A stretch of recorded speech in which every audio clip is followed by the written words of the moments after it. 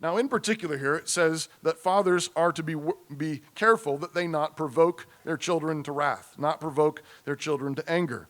Colossians says something similar to that in Colossians 3:21. Fathers, do not provoke your children to anger, lest they be discouraged. Fathers are often tempted to harshness. Fathers are tempted to harshness. And so this is one of the warnings given to fathers.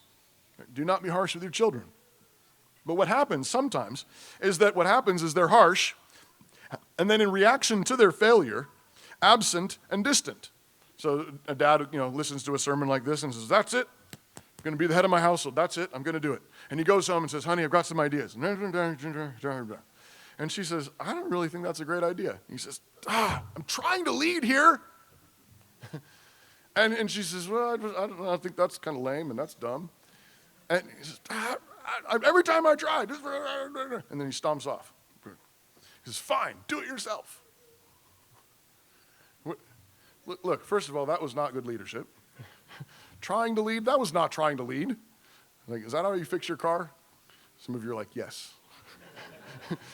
I just throw hammers at it. Okay. All right, okay. That's not good mechanic work either.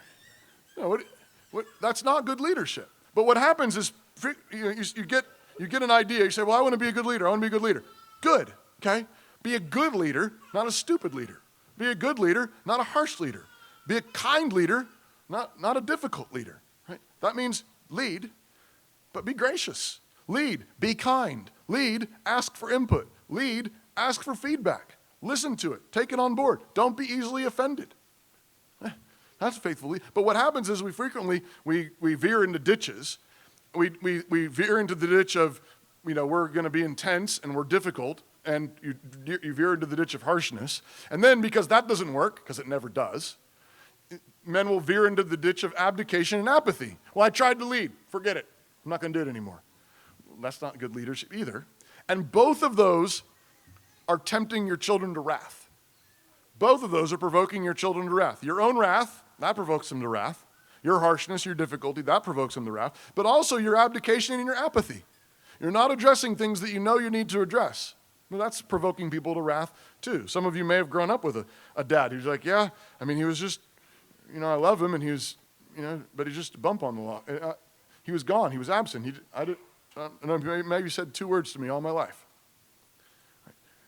And that is provoking too. That can be provoking as well. Both provoke children to anger.